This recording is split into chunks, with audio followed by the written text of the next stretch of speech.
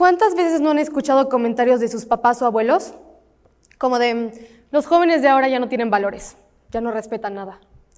Los jóvenes de ahora ya no tienen educación, no se controlan. Entonces me pregunto yo, si somos una generación sin valores, sin moral, entonces ¿por qué el índice de homicidios y violencia ha disminuido en muchos países en los últimos años? Sí. Como pueden observar en esta gráfica, las muertes por violencia han disminuido en las últimas décadas, ya que en sociedades pasadas la violencia causaba alrededor del 15% de la mortalidad global. En el siglo XX causó el 5% y ahora en el siglo XXI está siendo solamente responsable del 1% de la mortalidad global. Así que jóvenes más violentos no somos. Y en cuanto a que somos carentes de valores, ¿qué son los valores? Si se está hablando de una pérdida de valores, ¿a qué valores nos estamos refiriendo? Tal vez unos valores se están sustituyendo por otros, ya que si partimos de la base en que los valores que se creen correctos no deberían de ser sustituidos por otros, pues entonces no habría una evolución en los valores de cada generación, sociedad o época. Todos los que estamos aquí presentes sabemos que el ser humano va evolucionando. Va evolucionando en cuanto a creencias, ideas, en una infinidad de cosas. Entonces, ¿los valores no tendrían que entrar en esta evolución del humano? Sí. Los valores universales son y siempre serán los mismos. Lo que cambia es la percepción y el significado que cada generación le dé a estos valores dependiendo de las circunstancias que se estén viviendo. Por ejemplo, el valor del respeto. ¿Qué significaba el respeto antes y qué significa el respeto ahora? Por ejemplo, antes, el respeto a tus mayores era hablarles de usted. Casi apenas se les podía dirigir la palabra, mucho menos cuestionarlos, aunque sepamos que tenían una idea o acción errónea. ¿Qué es el respeto ahora? Tratar a las personas con respeto a pesar de todas sus diferencias.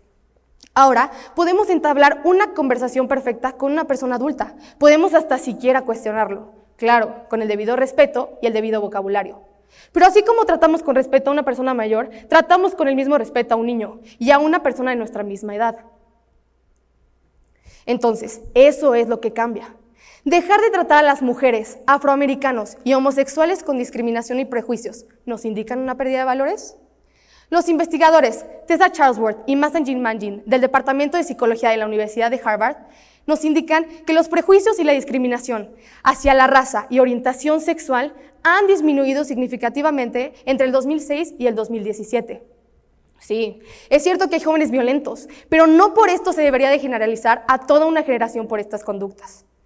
También es cierto que somos una generación más desenvuelta, que los alumnos somos más descarados con los profesores, que las normas y reglas no se siguen con tanta firmeza.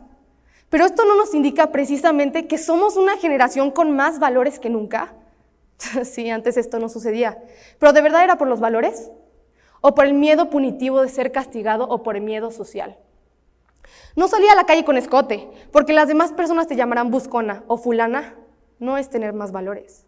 No poder cuestionar al profesor, porque este te dará un reglazo en la mano, y al que después no podrás denunciar por agresión, tampoco es tener más valores. Así nos lo indica el psicólogo Steven Pinker, ya que este concepto de valores estaba basado en la represión, en que eran dictados, en que eran impuestos. Una sociedad con valores es aquella que cuestiona y analiza qué valores de verdad son congruentes en la actualidad, qué valores merecen la pena tenerse y qué otros resultan completamente obsoletos, y no solamente, insisto, por ser impuestos. Así que, ¿no somos una generación que de verdad respeta las diferencias de otros? ¿Una generación verdaderamente empática? ¿Que de verdad aprecia la diversidad y autenticidad de cada persona? Si hablamos de materialismo, tampoco creo que seamos una generación más materialista. ¿No somos precisamente nosotros los que de verdad nos estamos preocupando por el medio ambiente? Una generación más ecológica, que está buscando tener una mejor calidad de vida y de verdad se está esforzando por conseguir esta. Y hay pruebas claras de esto.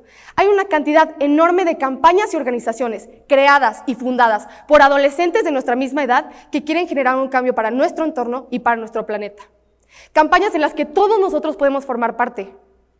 Por ejemplo, Greta Thunberg, activista ambiental de tan solo 16 años de edad que ha logrado cosas increíbles.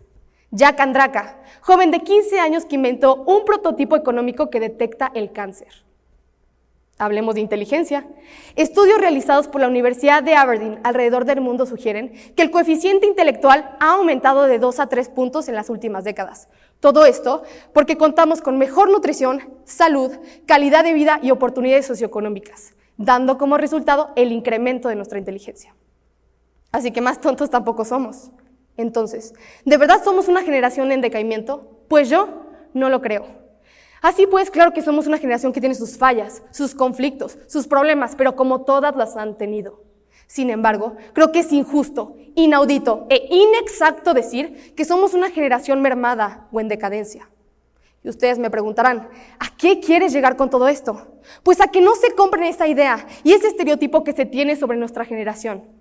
A que no dejemos que esta idea errónea nos detenga de generar y crear un mejor futuro para nosotros y para las generaciones que vienen en camino.